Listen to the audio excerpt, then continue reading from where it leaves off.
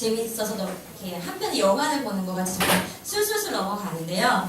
읽다가 나중에 점점점 이렇게 마음이 힘들어지는 책이에요. 나는 이러지 못했는데 어떻게 하지? 나도 마음에 쿠션이 생길 수 있을까? 막 이런 하나의 숙제를 받는 것 같았고요.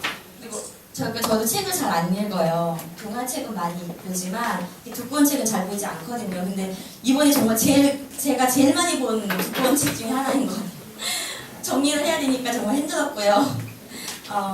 고단한 삶을 자유롭게 하는 쿠션이라는 책을 제가 오늘 소개해드릴 건데요. 쿠션이라는 책에는 주인공이 나와요. 주인공 이름은 한바로예요. 이 바로는 리더십 관련하여 기업체 강의를 하는 강사예요. 근데 이 바로는 리더십을 위해서 사람들한테 강의를 하지만 정작 자기는 그렇지 못하게 좀 부정적인 생각을 많이 하고 매사에 화도 잘 내고 억울함도 많고 불행을 많이 느끼는 사람이었어요. 그리고 이제 부인한테도 화를 잘 내고 분노도 쉽게 하고 아이들하고 어머님한테도 좀 이렇게 독화살을 많이 날리는 스트레스를 많이 받는 사람이었어요. 이거 아직 아닌데. 네, 표지만. 그래서 삶의 목적도 취미도 의욕도 없던 주인공 바로에게 새로운 이슈가 하나 생겨요.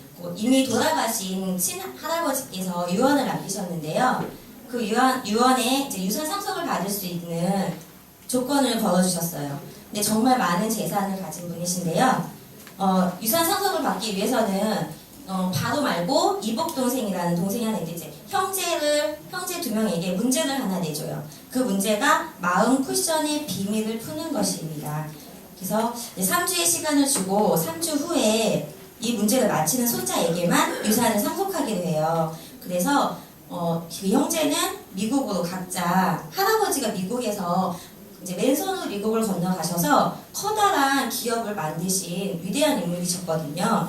그래서 이제 할아버지 흔적을 찾아서 마음 쿠션의 비밀이라는 문제를 풀기 위해 이제 떠나게 돼요. 이제 각자 미국으로 떠났는데요. 이제 할아버지 흔적을 찾아 나선 바로는 할아버지의 주변인들을 만나서 할아버지 이야기를 듣게 돼요. 그래서 할아버지가 미국으로 건너가셔서 아내와 아들을 잃게 돼요. 그러면서 너무 큰 충격에 빠지고 아픔에 빠져서 괴로워하고 있을 때 한 정신과 의사를 만나게 돼요. 거기서 우연히 만나게 되는데 이제 그 정신과 의사가 이 할아버지를 그 아픔에서 건져주기 위해서 많은 노력을 해주시는 과정이거든요. 이제 거기서 마음 쿠션의 비밀을 풀어나가는 건데요. 박사님이 할아버지를 처음 만났을 때는 외부적인 자극에 대해 어쩔 줄 몰라 하며 모든 책임을 환경 탓으로 돌리고 비탄에 빠지거나 불평하거나 자기를 비하하면서 스스로를 학대하는 상태였대요. 이 상태를 레벨 1 상태라고 하더라고요. 이 상태가 지속되면 결국 자기 체면 상태에 빠져서 완전히 삶의 주도권을 상실하고 주위 상황이 자신을 끌고 가도록 방치하게 된다고 의사가 말해줬어요. 그래서 이 바로 주인공은 박사님 이야기 들으면서 자신을 돌아보게 됐어요. 자신도 사회적인 날씨 이런 외부적인 환경에 민감하게 반응을 했고 조그만 장애물에도 걸려 넘어져서 주위에 독화살을 날리고 그런 자신의 모습을 보고 강의 때에는 화려한 언변으로 사람들에게 긍정적인 생각과 언어와 태도를 강조하지만 집에 돌아가서 긴장이 풀어지면 자신의 가르침과는 정반대로 살아왔던 삶이 부끄럽게 느껴졌어요. 자신의 가르침대로 살아보기로 노력도 해봤지만 번번이 실패로 돌아가면서 자기 합리화와 변명을 하며 살아갔던 거죠. 저도 그랬던 적이 있었던 것 같아요. 밖에 나가서는 어머니 아이한테 이렇게 해주셔야 돼요, 저렇게 해주셔야 하고 저는 정작 집에 가서 긴장이 풀어지니까 야 너 이거 안 해? 저거 안 해? 이렇게 좀 강압적으로 하는 부모가 됐던 것 같아요. 난 엄마한테는 이렇게 하셔야 돼 하고 저는 그러지 못하고 근데 나는 그런 거 자기 합리화를 좀 많이 사람들이 하잖아요. 저만 그런 건 아니잖아요. 그러니까 자기 합리화를 하면서 변명을 하고 이제 바로도 그런 상황이었던 거죠. 그래서 바로가 그러면 레벨 2라는 상황에 올라가고 싶다. 어떻게 하면 되는지 궁금해했어요. 근데 이제 레벨 2는 자극과 반응 사이에 있는 공간을 발견하는 것이라고 의사가 말해줬어요. 인간은 끝없이 이어지는 외부 자극에 노출되어서 레벨 1 수준에 머물러 있는 사람들이에요. 이런 자극에 대해 즉각적인 반응을 보이게 되고 분노하거나 슬퍼하거나 기뻐하거나 하게 됩니다. 이런 자극과 반응 사이에 있는 작은 공간을 발견해야 레벨 2 상태가 되는 거죠. 레벨 3 수준에 돌아가게 되면 어떤 먹구름도 없는 오직 찬란한 태양만이 빛나는 완벽한 자유를 경험하게 된다고 말했어요.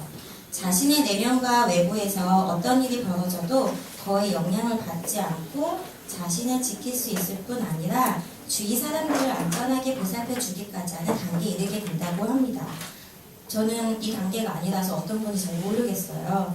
네, 바로가 할아버지가 어떤 과정을 거쳐서 그렇게 자신의 영혼이라는 방에서 벌어지는 치열한 전쟁에서 이길 수 있었는지 다소나마 이해를 할 수 있게 됩니다.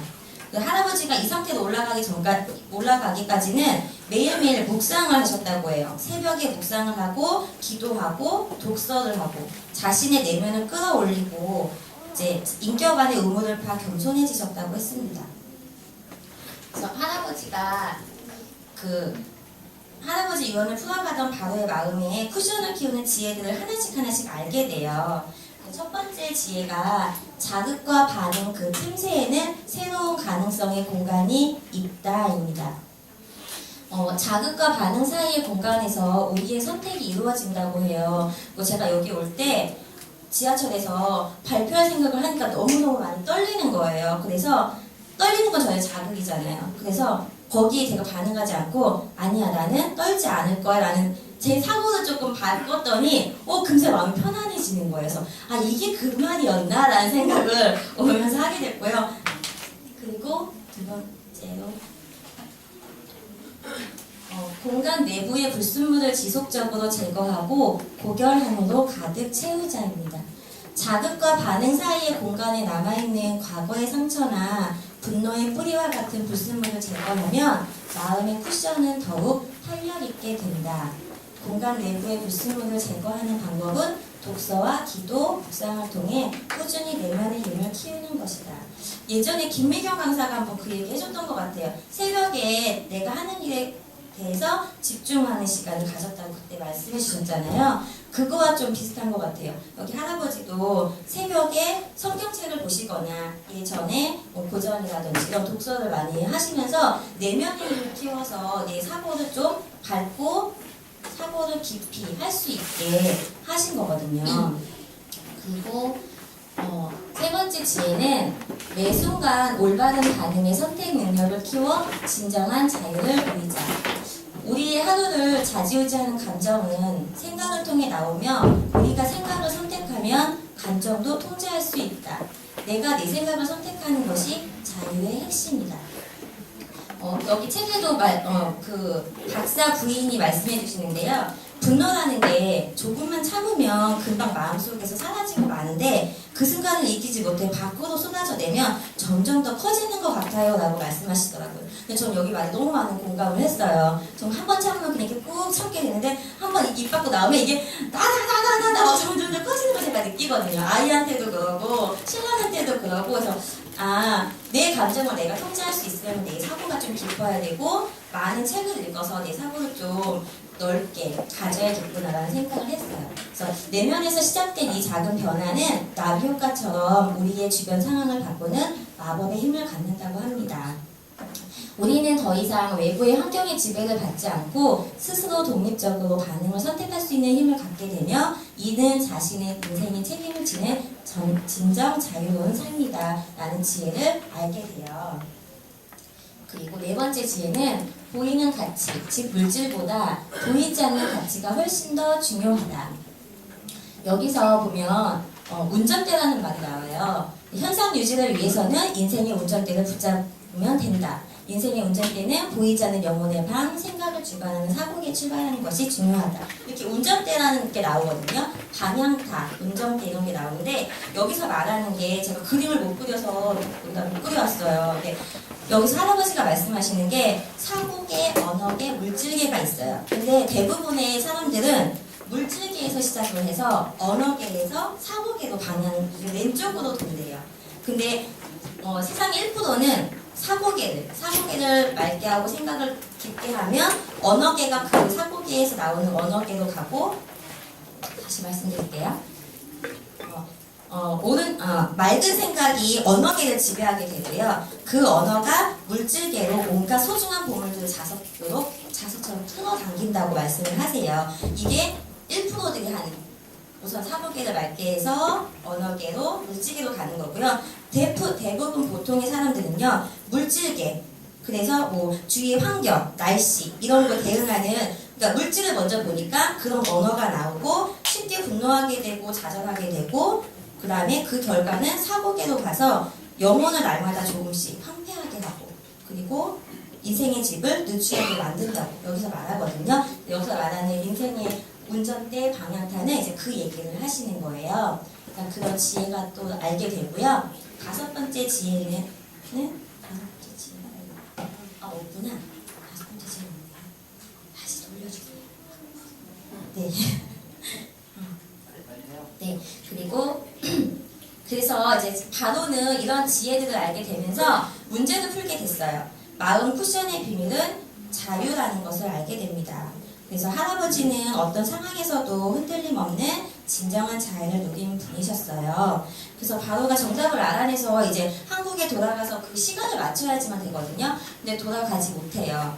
이제 시간을 잘못 보게 되고 비행기를 놓치면서 이제 그 유산을 받지는 못하게 됩니다. 그래서 정말 많이 좌절하고 슬퍼하고 그러고 있었는데, 이제 할아버지의 그런 지혜들이 갑자기 막 떠오르게 되면서 바로는 진정한 유산을 받게 돼요. 바로가 이야기하는 거가 있는데요. 할아버지의 흔적이 곧 제 삶의 치유제가 되었죠. 반응을 선택하는 새로운 가능성의 공간, 그곳을 발견하고 키워가는 것이 저를 자유롭게 만들어주는 힘이라는 것. 할아버지가 전하려는 메시지가 점점 크게 다가왔어요 라고 말했어요. 그래서 부인 선영도 바로가 돌아왔을 때 정말 많이 놀랐어요. 유산을 받지 못해서가 아니라 바로의 변한 모습이었어요. 바로는 아이들을 대하는 태도도 달라졌고요. 미래의 모든 불안감으로부터 오는 자유를 얻었고요. 예전처럼 쉽사리 분노를 쏟아내거나 흥분하는 모습을 보이지 않고 차분하게 자신의 생각을 담담히 말하는 변화된 바로의 모습을 보았어요. 3개월 뒤 바로는 할아버지의 편지 한 통을 받게 돼요. 유산을 받지 못한 손자에게 편지를 보내주게 되어 있었어요. 근데 그 편지에 이제 그게 나와요. 네네. 그 편지에는 마음의 쿠션을 키우는 5가지 결심이라는 할아버지가 보내신 편지예요. 고결함에 이르는 의식을 개발하라. 2번째, 풍부한 독서와 묵상으로 영혼을 살리라. 3번째, 날마다 겸손의 의무를 기대하라. 4번째, 호흡을 느낄 때마다 마음의 쿠션을 생각하라. 5번째, 부정적인 말을 입 밖에 내지 않기로 결심하라. 저는 여기서 5번째가 정말 많이 와닿았고요. 그 다음에 풍부한 독서와 묵상으로 영혼을 살찌우라를 저는 정말 실천해보려고 굳게 다짐을 했어요. 그리고 부정적인 말은 여기 책에도 나오지만 언어는 옛말에 말이 씨가 된다는 말 있잖아요. 근데 이 책에도 그런 비슷한 말을 해주세요. 우리가 흘리는 언어가 씨앗이 된다고 해요. 그래서 긍정의 언어로 씨앗을 계속 뿌리게 되면 언젠가는 반드시 우리에게 물질계에도 아름다운 싹이 트고 열매가 맺히게 될 거라고 하고, 그래서 이 말을 듣고 정말 아차 싶었거든요. 그동안 내가 쏟아부었던 말들, 막 안 좋았던 말들이 막 생각이 나면서 그게 씨앗을 내리면 어떡하지? 막 겁이 나기도 했고요. 두려웠어요. 그래서 앞으로는 긍정적인 사고와 정말 이 책을 여러 번 보면서 볼 때마다 새롭고 내가 배우게 됐어요. 그래서 정말 좋은 책이구나. 재밌으면서도 정말 강압적이지 않게 나한테 동기부여를 쉽게 해줄 수 있는 책이구나 라고 느꼈고요. 이 책을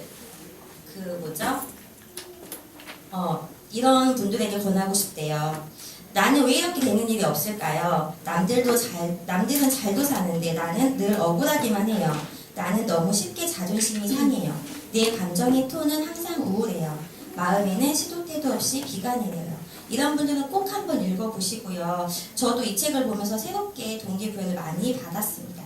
그리고 긍정적인 사고와 깨끗하고 맑은 사고를 가지려고 노력해야 할 것이고요. 고결한 언어로 영문을 살찌울 것입니다. 감사합니다.